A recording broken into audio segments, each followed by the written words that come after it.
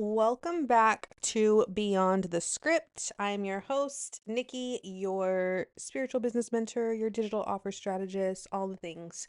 Last week, we talked about manifestation and we got a little honest with it. We talked about why nothing in manifestation is going to move until you do, and how, what you desire is likely in the work that you're avoiding, which again is something that I personally experienced myself is, thinking I was doing all of this busy work when the reality was I wasn't. I was avoiding the work.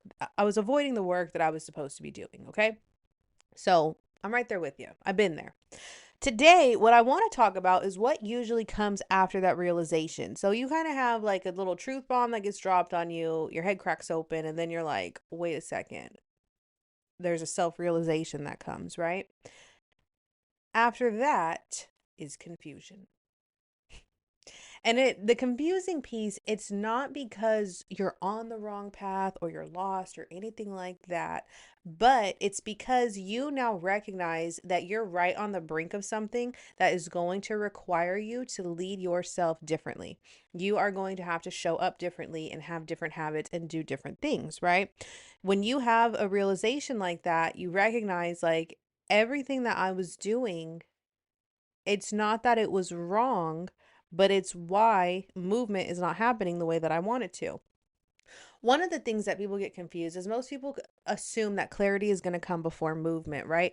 You overthink your way through things. You think, well, if I just need to think about it and create a plan and, you know, then we get in our heads and we'll create the plan and then it doesn't seem clear enough to us. So we create a new plan and we go around and round and round and we're creating all these plans that have no action being taken. But the thing of it is, all of the clarity that you're craving is in doing something. It's in taking the action, okay?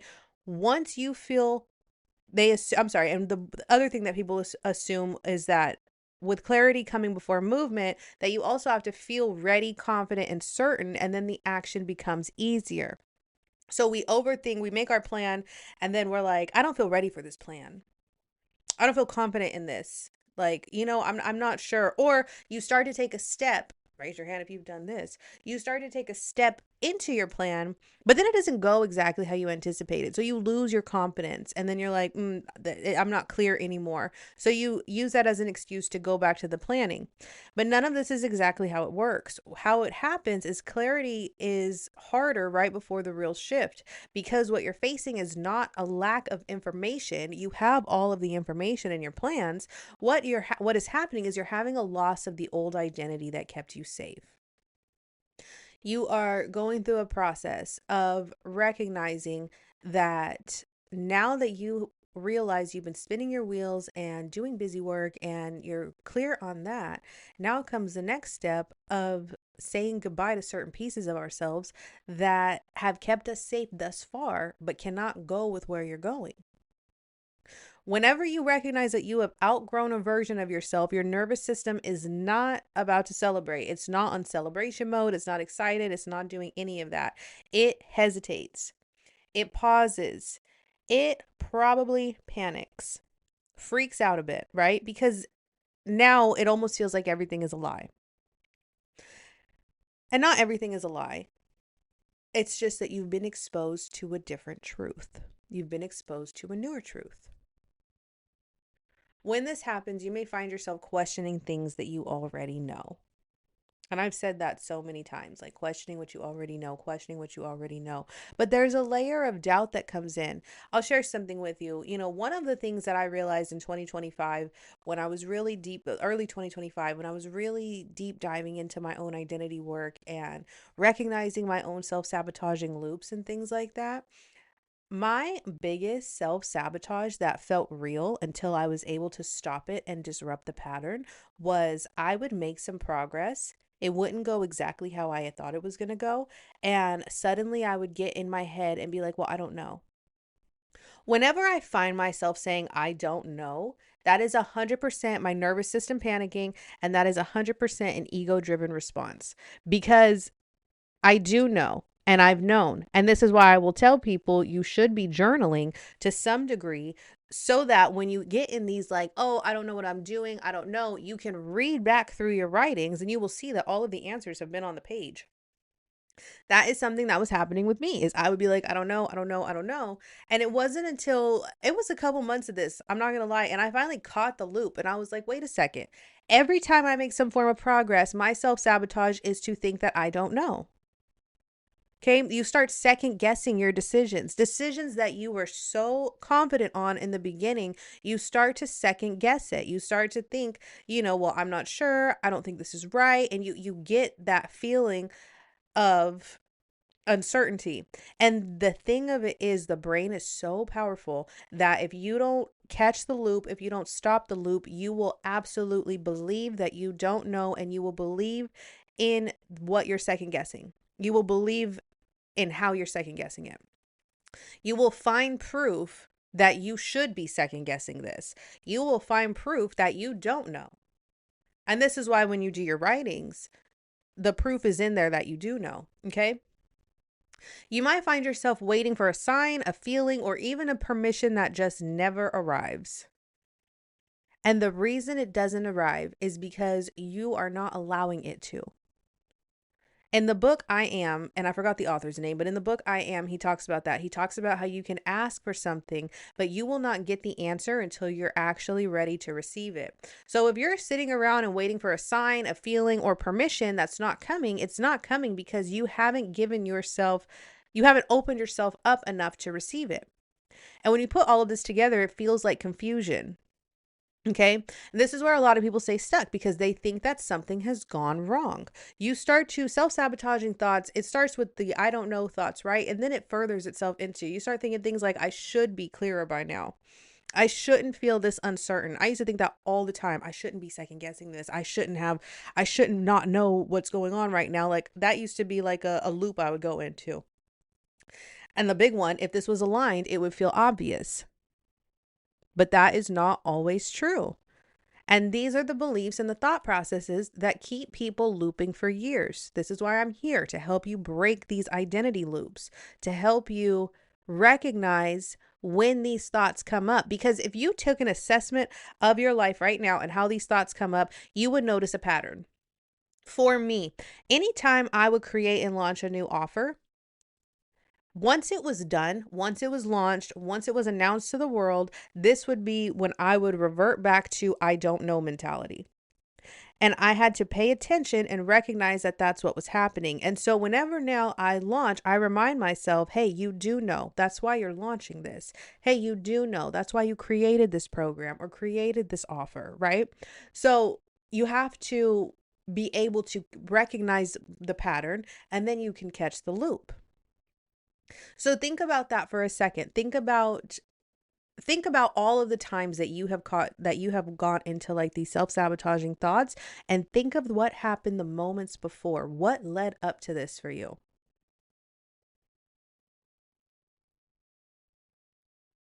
Now that you can recognize it, you can move through it because the old way that you made decisions, which was through urgency, through external validation, or just simply for survival, it's not going to work getting to where you want to go. Okay? And you know that. You deep down, you know that. But when you're in that middle phase, the new way, which is through authority, self-trust, internal direction, trusting your intuition, you haven't embodied that yet. That is still kind of strengthening up, right? When you think about going to the gym, for example, you're like, I know I got some biceps in here, right? I know I can weight lift and get strong again and stuff. And your old habits are not going to work to get you the physique that you want. But through these reps, you don't go to the gym one time and all of a sudden you're coming out yoked. Like, it doesn't work like that. But through repetition and, lifting to failure and things like that, you will embody that physique. It's the same thing, but on a mental and spiritual level. Okay. But while this is happening, while you're in this in between, this is the gap, right? And the gap is what feels uncomfortable for you. But what's not missing is clarity. Right now, you're just reorganizing all of the thoughts that you have. Okay. when you're in this phase, you might notice that certain advice, certain content, certain strategies, they're not resonating with you anymore during your growth phase. And it has nothing to do with them being bad. It's because they're not yours.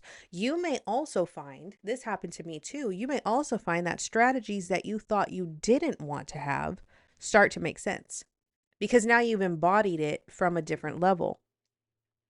So back in 2024, showing up consistently daily on the internet was exhausting for me.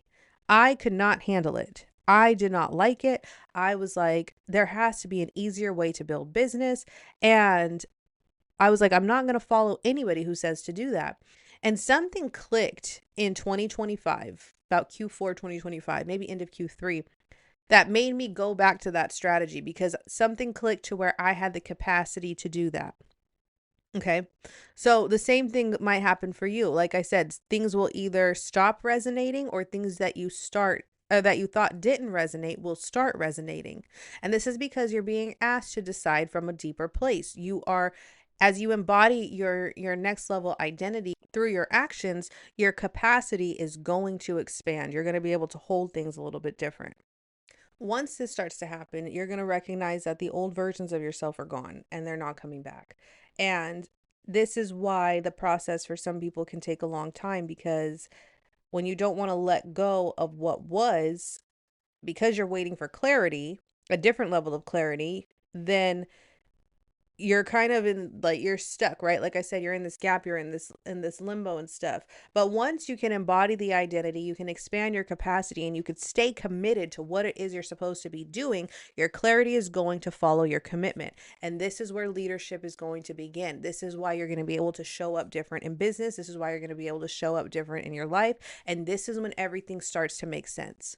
And the beautiful part of all of this, to wrap this up, the beautiful part of this whole thing is once you hit this moment where you are embodied into your next identity, or the identity that's waiting to emerge, or the spiritual version of yoked out biceps, or whatever you want to call it, once you hit this, you don't really mourn the old identity. You have memories of her, right? You have memories of what she did. You can thank her for getting you here. And at the same time, like, you've also embarked on like a new level of freedom.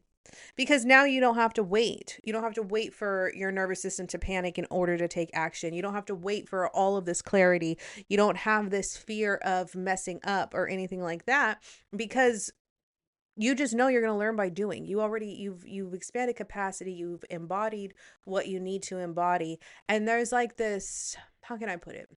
There's a certainty. There's a spiritual level certainty that you can't really explain to others, but you could feel it. And that's when you know, like, that this next moment is different and everything like that. So, once again, last week we talked about manifestation and how it's in the work that you're avoiding. This week is a little bit more about the clarity and, how to move through the work that you're avoiding, and how to not wait for answers and not wait to, make a decision or to take action, but to simply find clarity through your action taking. So, if this episode resonated with you, if last week's episode resonated with you, definitely send it to a friend. Let them know that I am here. Make sure that you subscribe to me on Substack at Nikki Lynn Mayo. That is where I do all of my writings. Plus, starting February 2nd, we are doing weekday lives every day. So that'll be a lot of fun. 2026 has some really good things coming. Like I said, send this out to a friend. Send me a DM if this resonated. Anytime you want anything that is specific to spiritual growth, the spiritual side of entrepreneurship, intuition, or identity, those going forward are going to be the numbered episodes. So Beyond the Script podcast, the structured episodes, will be the spiritual side of entrepreneurship, intuition, and identity. Anything that is not numbered label, it could be business coaching, it could be sales coaching, it could be about digital products. It very well could be still a little identity and spiritual focus, but that is going to be more of the business side of the podcast. But all of my numbered episodes will be around identity and just mindset shifts and everything that you need so that you can show up as powerfully as you're meant to. So until next week, everybody have a blessed week, and I will talk to you all then. Bye bye.